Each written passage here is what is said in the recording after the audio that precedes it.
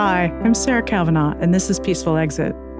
Every episode, we explore death, dying, and grief through stories by authors familiar with the topic. Writers are our translators. They take what is inexpressible, impossible to explain, and they translate it into words on a page.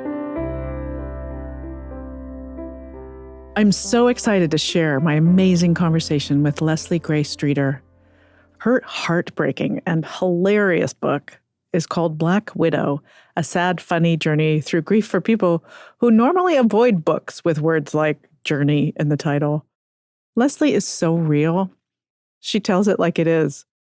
Her husband, Scott, suddenly died one night when he was just 44 years old. The sudden loss was shocking. And through Leslie's brilliant writing, you're on the journey with her. An extra layer of complicated was that she and Scott were in the process of adopting their young 2-year-old son. Like she says in our conversation, this book is about the middle part of grief, and there's no instruction manual or one way to experience grief. Amidst all the shock and the rage and the sadness, Leslie also found humor in the absurd, in the stupidness of it all. Well, hello. Hello. It's lovely to meet you. Welcome to the Peaceful Exit podcast. Thank you for having me. It was such a pleasure to read your book. Thank you. My husband and I went on a vacation. I read it and I immediately passed it to him and he devoured it. And both of us were so excited about this podcast that he told me not to talk very much because he wants to hear from you. Oh my goodness. Well, thank you. That's a fun thing to hear. So why this book? You know, that it's unusual for someone to lose their husband suddenly at 44, obviously. So what, motivated you to sit down and write about it? I had always wanted to write a book, and I would start to write books and go, I'm bored with it, 3 pages out, 3 chapters in, whatever. And I have a very good friend who's a writer who said, you will finish the book you have to finish. And I went, okay. So the day that my Scott died, his name is Scott as well. He was in my kitchen and I said, I think this is my book. And he said, I think it is too, kid. I'm sorry. So it became, for so many reasons, a lot of it was I had to get it out. I had to get those feelings and emotions out on the page, not like I wasn't still going to have them, but they felt like they were just sitting on my chest. Also, a lot of it was business, which sounds not sweet and whatever, but I was suddenly a single parent and I thought I might need more money. My husband was supposed to have started a job the next week. And I thought, oh, that's not going to happen now. But I wanted to write, and I've said this many times, it's absolutely true. I wanted to write the book that would have been helpful to me when I was grieving. And I know that because you deal so much with grief, you know that Americans are outrageously uncomfortable with talking about it or with acknowledging the experience of it. So many of the books that I saw were written from the other side of it. They were written from, it's basically here's 10 steps to the stages of this and the steps of that. And it's like a manual almost, or that's how some people take them. And I think how sometimes they're written that says, if you do these things, you will feel better. And there's nothing about the middle. And the middle was where I was. It was at the beginning. I started jotting things down not long after Scott died. It was maybe weeks. And I wanted it to be fresh as a journalist. Something happens, you write it down. So I started writing the first chapter about being in the cemetery. I was all of these details, I'm going to miss them. I'm going to forget them if I don't write them down. And it was painful, man. And having to read that again and again. So that chapter is very raw. It just throws you right into the pool there. And after a while, this editor reads it, that editor reads it, whatever. I have a friend named Sam who is married to my best friend who is widowed. His first wife passed away. He'd read parts of the book and loved that chapter. So I sent him the revised version. He goes, whoa, what's this? And I go, what do you mean? He goes, it's not raw anymore. It's too neat. It's too manicured. It's the whole point of this is that it's supposed to feel like this feels. That's not what this feels like. And I went, you know what? You're absolutely right. And I went back to them and said, I'm changing it back. And they're like, oh, okay. And I get so many compliments and comments about that scene specifically. People have said that this isn't like the other grief books that I've read. This isn't like it's all going to be okay. Because I was like, probably, maybe. Is it though? Yeah. Well, I was right there with you and also loved the fact that grief is like this experience where you feel all of these other emotions, including complete laughter and the absurdity of what has happened to you. It's the dumbest thing. I remember saying to my mother, this is stupid. And she goes, yeah, it's stupid. My cousin called me the day after we were driving to I think that's when we were driving to the cemetery. My mother puts the phone in my ear and my cousin goes, this sucks.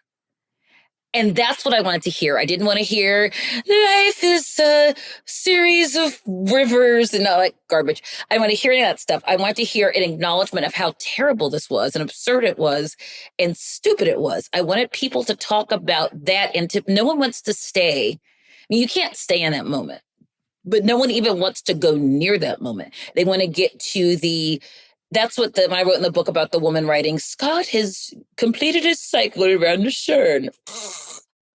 They want to go back right to the part where it makes sense.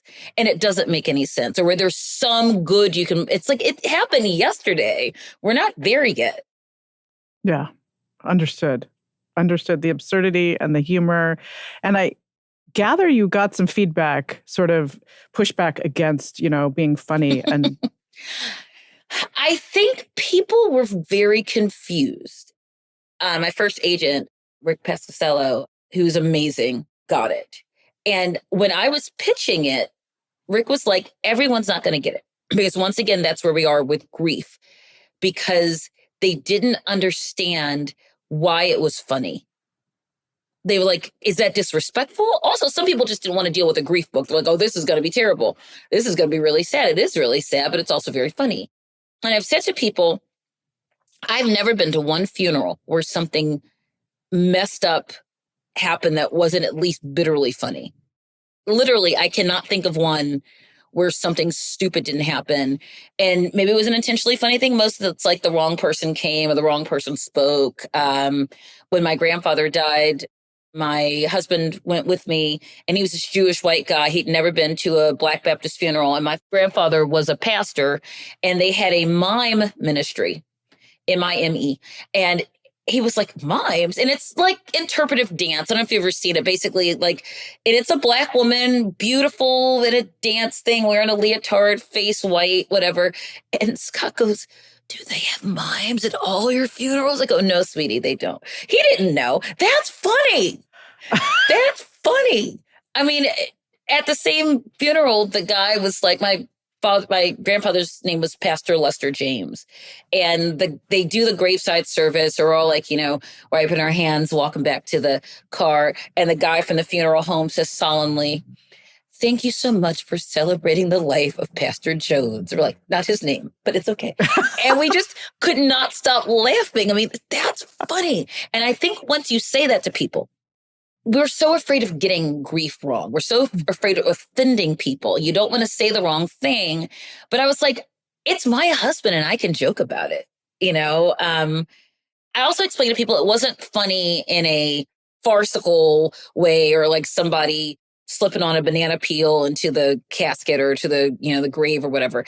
It's just the kind of funny that happens when, I think it's a divine thing, that sometimes ridiculous things are inserted into your life at the worst possible moment. So yeah, there was some pushback by people who just didn't really understand it. But those who got it, got it. Yeah. Yeah. Do you find I feel like grief gives us bigger boundaries, in emotional sense. Yeah, it does. Like when you feel such deep shock and grief that you've lost your husband, you're also going to find things so joyful and funny and absurd. I mean, it just it expands your ability to feel. I think it does. And it took me a while, at least, to sort of regulate that. because it's coming all at once, all the feelings. My sister wrote a play called Feeling All the Feels. And it's true. It's like everything all at once. It's just kind of like pumped into you. And it's like a superpower. It sounds weird. It's like in any of the Marvel movies, like Spider-Man having to get used to, oh, okay, that'll be sticky. Okay, I can do this. Oh, I can do that. What else can you do? It's really cool. And grief is not cool, but you learn to regulate. Like, you have all these big feelings. And grief is a combination of all of those things, like you said. It's grief is sadness. Grief is disappointment. Grief is ludicrously funny in a weird way. And so I think for me, it was just figuring out what was appropriate. And, you can't always judge what other people are going to find appropriate. Or if you say something like, here is a funny book I wrote about my husband dying. And people go, what is that? But I felt so much more sharply, like you said, oh, that's funny. And also I wrote things where I knew, like, oh, only people who have lost someone is going to find that funny. Yeah. And all of us, sadly, have lost someone, will lose someone. We may want to be, widowed, but, you lose parents. Scott and I had both lost a parent and a grandparent within that short time, within that 5.5 years that we were married. And so we'd had occasion to talk about stuff. To talk about, what he might want at a funeral, or, no mimes. I knew that was no mimes. No mimes. Yeah. No. I don't want them either. So sorry, mime ministry. It's not my thing. The funniest funeral I went to was a high school buddy of mine who died young of cancer. And he had enough time during his cancer treatment to design his own ceremony. I love it. We all stood up to sing what we thought would be a hymn, but it's hard to be humble when you're perfect in every way. Bravo. Well, it's like Scott's cousin playing the Jeffersons theme and everybody's singing along. He did not choose that, but he would have. That's something he would have wanted. That's the kind of thing that he would have done to make people laugh and to say, it's okay to celebrate me. It's okay to celebrate who I was. Like when I write about his friend Jason saying to me, make this book about Scott. Don't make him just some guy who died. And I thought, first of all, oh God, what an amazing responsibility, because let's be honest, people are to you who they are and might not be to other people. If other people had written this book about Scott or written a book about Scott, he might be a different person in their book. That is so true. So the title of your book, Black Widow, does it have anything to do with spiders or? No, it literally, Rick, my former agent, and I were looking for a title for the book. Yeah. And we kept going back and forth, because we were pitching it. We had to call it something. And I go, Black Widow. And he goes, I know you're joking, but that's really good. And I went, oh, come on. He's like, no, because, I'm Black, I'm a widow. Yeah, it was just a brain fart that happened. And although I will say, though, people are so weird about race and they're so weird about stuff. I was speaking at a book club online in a part of a big widow organization. And I was tagged on Instagram. And this woman who was white said, this is terrible. Everybody loses people. Why do we have to just talk about the grief of one type of person? Because she didn't read the book. So, and I wrote, other people said, that's not what it's about. It's not saying this book is just for Black people who lost people. It's about it's a very universal thing about losing people. But from my perspective, anybody writes. If you're Italian, you write about it from your perspective, or Jewish or Ugandan or, whatever. But she couldn't see past that. And so she had to decide that it was bad that we talked about it because it was encouraging segregation in the widow community. It's like, there's always been segregation in every community, sweetie, deal with it. But, she did not come to the book club, and that's fine. That's fine. Yeah, she just didn't get it. That reminds me of one particularly great description of grief in the book about not getting it. Do you mind if I read it? Oh, please. Grief doesn't break just your heart. It breaks your brain. It dents your body, hobbles your ability to take full breaths. I ask my sister to make sure I don't lose it on anyone, but remind her that as the widow Zervitz, I'm allowed to talk shit about those people when they're not there. Grief, my brain, I have to hold the hands of people who don't know what to say. who want to hug me while my body's physically recoiling from the over-hugging when I need to run. Yeah. It's so funny. That was one of the things I remember writing down not long after it was happening, because it felt like it was happening to me, but I felt like other people have to feel that way. And it felt like that when my father died, people not knowing what to say. My father had been ill for a while. It was very clear the last time we took him to church from hospice, he wasn't going to come back. There was a young woman who went to my parents' church in Little Rock. She's sobbing. She's sobbing. And it was just so terrible to see him like this. And I was like, so I go over, I don't know her.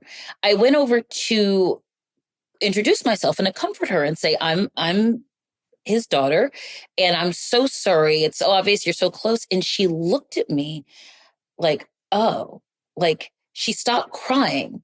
It's like it hadn't occurred to her that there was a whole other group of people who were mourning him, and that I think somehow I might have a more of a claim to grief than she did. Because, people get weird about that stuff. They do. And I was like, you know what? This is not mine to do. I was like, I'm not going to parse it, because I was out of my head and in my head and over everyone's head. And I was like, you know what? It's fine. But I remember that from that moment, not knowing, that was 2012, not knowing 3 years later, I was going to be doing this all again, but up close and personal. But having said that story, I remember the push and pull about physical touch and people talking to you or not saying the right thing or hoping they've said the right thing so they don't have to say anything else to you, and knowing that this is not a normal. You can't imagine at that moment that you're ever going to feel any differently, but you hope to God you do, because you can't live like that. You can't live in it. You can't exist in that moment and that feeling. And my mother kept saying, when Scott died, she kept saying, it's going to get better. I don't know how to tell you how, but it's going to be better. Trust me. And I went, okay. All right. Because what else could I do? What else could I do? Just hope she was right, I'm forcing my fingers, that can't see. But yeah, it was, I couldn't remember anything. And now I'm in menopause, so I still can't remember anything. But I couldn't remember who had been in the house. And people kept saying, it's okay. You'll be fine. And I also knew that there was a moment when no one else was going to be around, and I was going to have to do this on my own. I was like, I don't know how I'm going to do this, because I didn't drive a lot that couple weeks because everybody was there. So when people left, and a couple of my friends came to visit after the funeral. So I was driving, and because they were visiting, and I was like, I don't want to do this. What if I seriously thought, what if I crash my car? What if I have a moment where I just go, oh, brain fog, fart, whatever. And then, yeah, I didn't want to do that. And being responsible for this baby, being responsible for having to work, the people at the Palm Beach Host gave me a month off, which was amazing. And my editor was like, we would have given you off longer. I was like, I couldn't do that. I couldn't sit in that. And then I went the first day and cried and went home. So, so much for that, but at least I had someplace to go, Yeah. Well, it's a beautiful description, actually, of your first day at work. That you go back and you just cry. You do. And then you leave. Cry, and then you leave. I was on Twitter the other day, X, I'm sorry, whatever. And people were talking about songs that make you cry. And I was writing about Whitney Houston's Didn't We Almost Have It All, which I've always loved. And there was probably maybe a month or two after I'd gone back to work, I was sitting in the parking lot at my office at the newsroom. And I just had this, I think I caught the end of it on the radio. So I found it on my phone and listened to the whole thing and just sobbed through it. Because that song is so bittersweet. And it's about breaking up with someone, not about them dying. But that's how it felt to me. But at the end of it, I felt better, because I felt like that scene in Forrest Gump where Lieutenant Dan is fighting with God basically in the water. And at the end, the sun comes up and he's on his back, peacefully backstroking and blowing bubbles or whatever. That's how I felt in that moment. It's like, okay, that's gone. I can do this today. And I was in a better mood. And I was like, I didn't even realize I was in a bad mood until I cried it all out and went, okay, thank you, Whitney. And then walked in. I love Whitney Houston. Let's go back to your mom for a minute. How much of a miracle is it that she experienced exactly the same thing as you, and then you end up living together and taking care of this beautiful boy? Well, it's so funny because that's the kind of thing you say to people and they don't understand. When you say, what a blessing that someone had to experience. It's not a blessing that my father died. It's a blessing that she was around when I needed her. My mother, it was just amazing. And now, moved on. She's married and living about 25 to 30 minutes away with her college sweetheart who she dated before she dated my dad. The time that we had together was so, I don't even know how to, I don't even know how to put it into words, which is funny because I find words for everything. But it was miraculous. And I have to remember, like I said, everyone has their own story. She was grieving Scott as well. She was also still grieving my father. She was grieving, I don't know if grief is the right word. She made the choice to sell that house that she had owned with my dad and leave that life and start a new life. She was doing it anyway. Now it had a completely different spin on it and a different importance in terms of what she would be doing, which was helping me take care of a baby. It's like, hi, I'm a co-parent now. Was not expecting that. But I would say things like, this is how I'm feeling right now. Am I crazy? Because that's all sometimes all you want to know, right? Is this normal? Am I crazy? Is this normal? And that's how I felt about widowhood. I would say to my mother, is this normal? She goes, yeah, it sucks, but it's normal. This is how you feel. This is how you can feel. This is how it is possible for you to feel. And I was like, well, that sucks. But then you're not. It's not just you. And it's just, there is so much comfort in it's not just you. Oh, okay. Because I thought I was losing my mind. And she said, well, maybe you are. We laugh hysterically.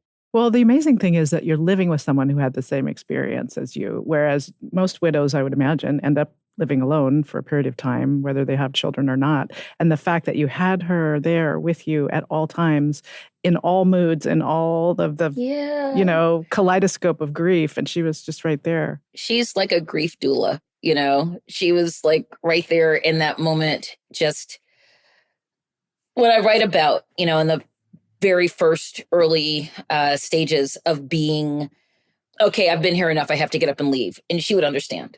And I would say, I'm so sorry. I have to go lie down. And she'd go, I get it. Or, I just don't want to talk about this right now. She'd go, great, I get it. You're not only rude, but yeah, she just got it. Nobody, when they ask you how you're feeling, you have to say, do you really want to know? Most of the time they want you to say fine. But sometimes I think if you say fine and they go, are you? It's like, oh God. So you just go, I've been getting there, doing all right, moving along, something that acknowledges how terrible it is, but also doesn't make them sit there and listen to you be sad, because nobody wants that. How old is your son now? He's 10. He is 10 years old. It's so funny. And I always think of that because so many people, the book is, 4 years old and people are just meeting us. So they still in their brains, he's a baby and he's not. He's, 10 and hilarious. And he's, he's a little boy. So sometimes he's an insolent, stinky miracle, but he's a miracle nonetheless. Are there ways you keep Scott alive in Brooke's life? Oh my gosh. I talk about him all the time. There's pictures, I don't want it to be like a morgue, like a shrine, whatever. But yeah, we talk about him. And it's, at first I was like, I have to always tell these stories. I have to think of stories to tell, but it's very natural stuff. Like what Scott would have thought of something, because it just comes to mind. Like I'll say, like this morning, I forget it was, we were on the way to school and like somebody was driving really stupidly. And I said, your father hated when people did whatever that was. And we laughed because it's like, we talk his love of the Ravens, because my husband was a gigantic Ravens fan. And now my son is. But yeah, it's stuff like that. I want him. It's so unfair. It remains unfair, will remain unfair that he never got to meet my dad and he does not remember Scott, but he knows who he is. And we have friends in our life, including Scott's friend Jason and my brother-in-law, who are very happy to tell him stories and to that kind of thing. So that really means a lot to me. Yeah. And his absence is like a presence almost. Yeah. It is. It really is. I think that it's weird because like he's never been to this house. He wasn't in the house that my mother and I rented for 4 years. We had the one greenhouse that he died at, and then we left not long after and rented a house together. He was never there, but I still feel his presence. I can't look and say, oh, I remember him sitting there, or I remember him standing over there eating toast or whatever, but he was a big presence to me and just in general. So yeah, I think he can't help but stay around like that. I remember when my mom died and I would go to her home and I'd just expect her to walk around the corner. Absolutely. That happened during the funeral. I mean, like I kept saying he was just here. When Scott's mom died, I remember we were in the living room in Baltimore and his dad kept looking at the kitchen table and going, she was just here. She was just here. So I would see people walk around the corner, expect Scott to come out of the thing.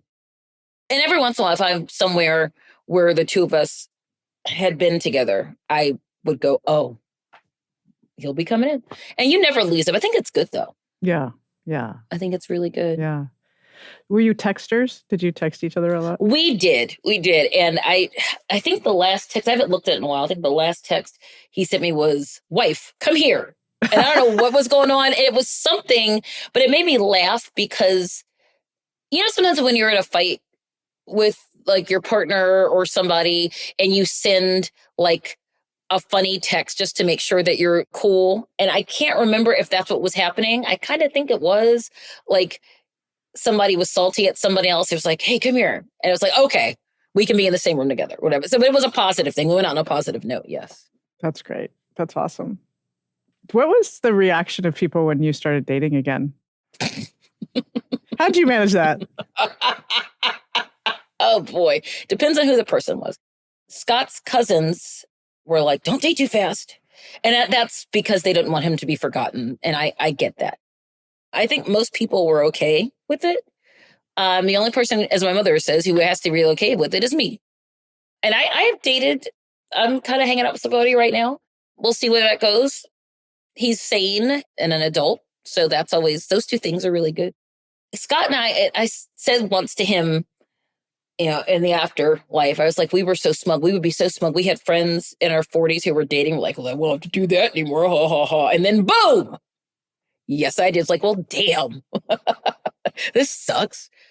And it does. But in a way, dating at 52 is easier than dating at 46 was, because I have so little energy for bullshit at this point. I don't even entertain. Like when I'm on apps, when I've been on apps, you're like, no. It used to be, well, I might give that person a shot. And it's like, no. And I would talk to people and go, well, maybe you're just give a person a chance. Like, why?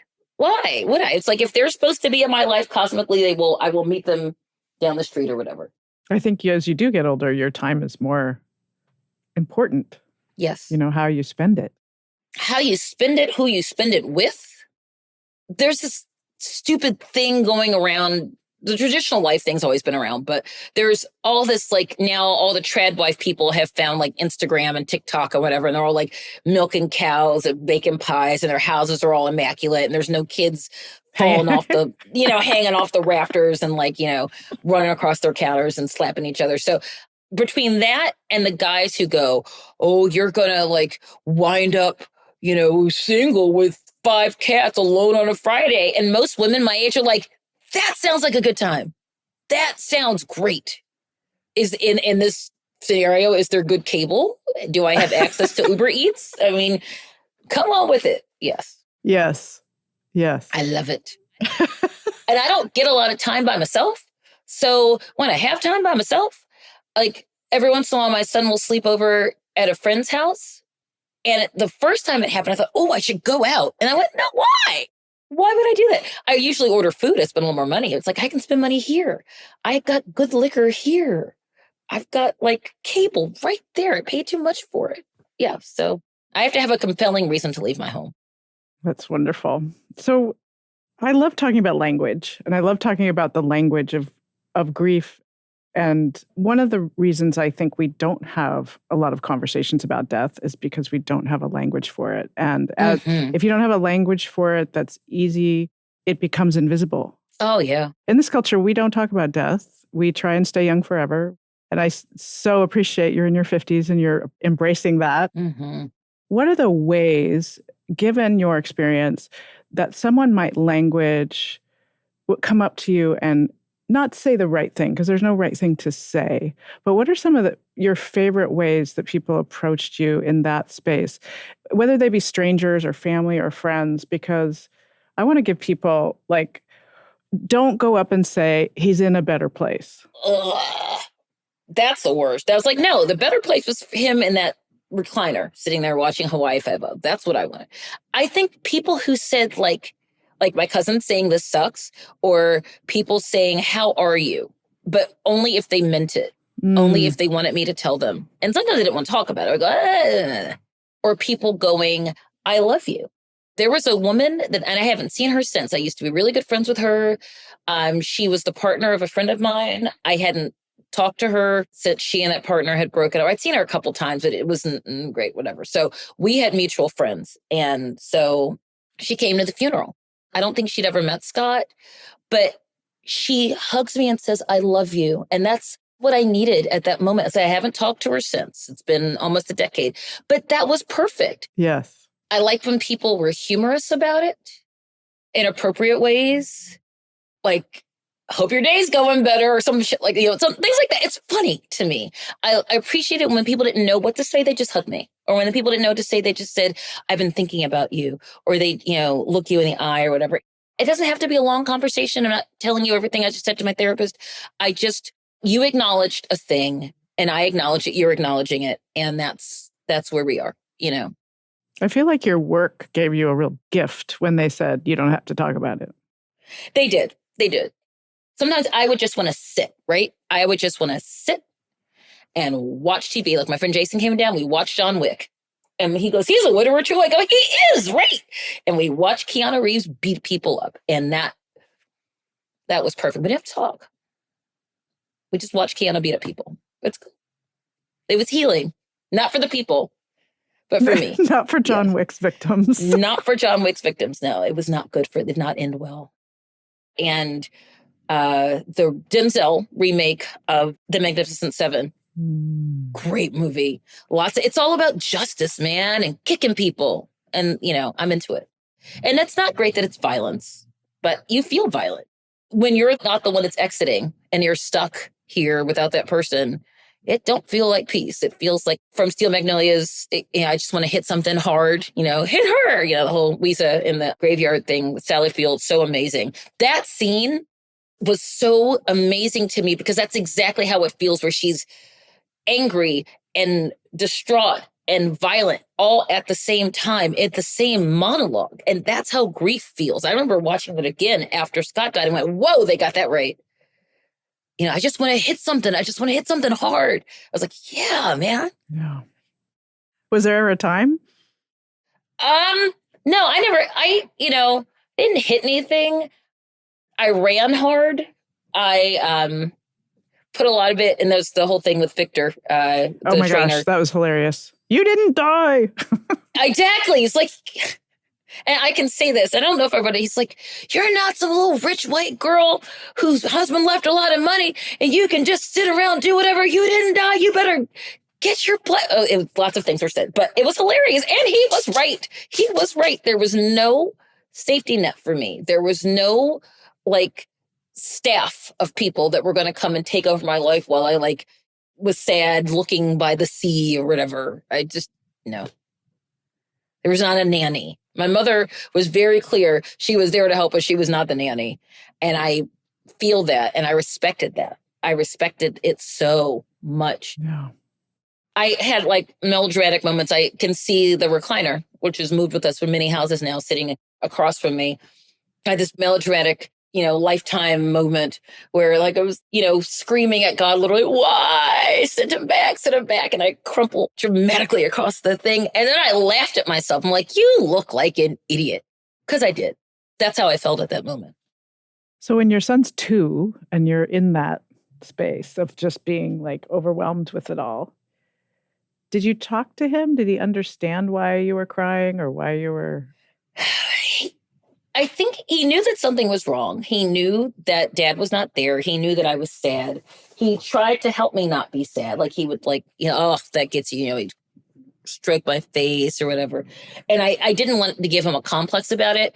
So I was halfway between telling him what was happening as best I could. And as in the book, it took me forever to even say the words dead. I didn't want to say that my cell phone was dead. Dead seemed like a very serious thing to talk about or joke about in that way. It's so funny. I joke about so many other things. I just couldn't wrap my brain around that word. But I think also I did not want to be the person that I spoke of in the beginning of this podcast who avoids death. And so we talk about now, even at 10, we talk about death. I'm writing this series about single motherhood. And I remember talking to a woman about, and when you're a single parent, you're terrified of something happening to you because something happens to you, you're done. You're a parent, your kids will now have to go live somewhere else. There's not another spare parent around. And I talked about how I don't take NyQuil because I'm so afraid. I live in a 3-story house. I'm on the 3rd floor. I'm so afraid that something happens in the house and I'm knocked out on NyQuil, and he won't be able to wake me up. And there are times when he gets nervous about stuff like I got some really nice knives for Christmas a couple of years ago from my best friend, Melanie, and I cut my hand twice and had to go to urgent care. Brooks was so upset the first time because I'm bleeding. And I was like, it's fine. It's not an artery. It's just really and my finger was bleeding and it wouldn't stop. And you want to make them feel good, feel better about things, but you can't. Parents die. He knows parents die because one of his parents died. Yeah. And, he understands that people are not forever. Yeah. But I don't want to go, suck it up, kid, death happens. I wrote a book about it. Blah. I don't want to do that either. No, that's fair. That's fair. So you wrote this amazing book and it published a week before the COVID lockdown. Absolutely. Exactly a week. There's a group, Lockdown Literature. It's a group of us whose books all came out that year. And we still talk to each other. We bonded over this terrible thing that was happening and that you didn't feel like you could complain about it because people were dying. Right. So it's not the worst thing in the world, but it certainly was terrible. But it was like grieving, a book about grief. Well, it's dialectic because you are grieving the loss of your book tour. All of it. Which it's your first book. Yeah. But, I'm half hoping, when I just sold this book that I'm editing right now, I was like, what terrible thing's going to happen now? Can you share anything about your new book? Basically, it's fiction. It's about a woman who's a journalist who also happens to be a widow who, I'll just say that an old story comes back to haunt her. It's set in Baltimore and it's got a lot of journalism. It's got lots of Black people. It's got food, lots of food. It's fun. There's a little bit of a caper. It's a little wacky. They were like, can you tone down the wacky? I'm like, I don't know. I'm not sure if I can do that. Please don't. Please don't. I'm wacky. It's the thing. So I'll ask you what I ask all of my guests. Ooh. What does a peaceful exit mean to you? Oh my gosh. Like I said, I guess it's for both the person who's exiting and for the people who are going to be left behind, I guess. But I think for me, a peaceful exit would be where I had said everything I needed to say, where everything was taken care of. I acknowledged the sadness and that people were going to miss me, but I also acknowledged the love that they gave me that I gave to them. And then I just went to sleep. Other than the dying part, not having to worry that everything was going to be okay. People often say to people, it's okay, you can go now. I remember my mother saying that to my father and not really wanting him to go. Nobody wants to go, but it's like you don't have to hang on anymore. And I think that I want to be in a place where I know that everyone's going to be okay. And then I can go. I don't want to go, but Thank you so much for your time. Oh my God, this was fun. I have not laughed so hard in a grief podcast in my life. It was hilarious. Well, such a pleasure. Love your book. Can't wait to read your second book. Thank you. Thank you for listening to Peaceful Exit. I'm your host, Sarah Kavanagh. You can learn more about this podcast at peacefulexit.net. And you can find me on LinkedIn, Facebook, and Instagram at A Peaceful Exit. If you enjoyed this episode, please let us know. You can rate and review this show on Spotify and Apple Podcasts. This episode was produced by the amazing team at Large Media. You can find them at larjmedia.com. The Peaceful Exit team includes my producer, Katie Klein, and editor, Corrine Kiltel.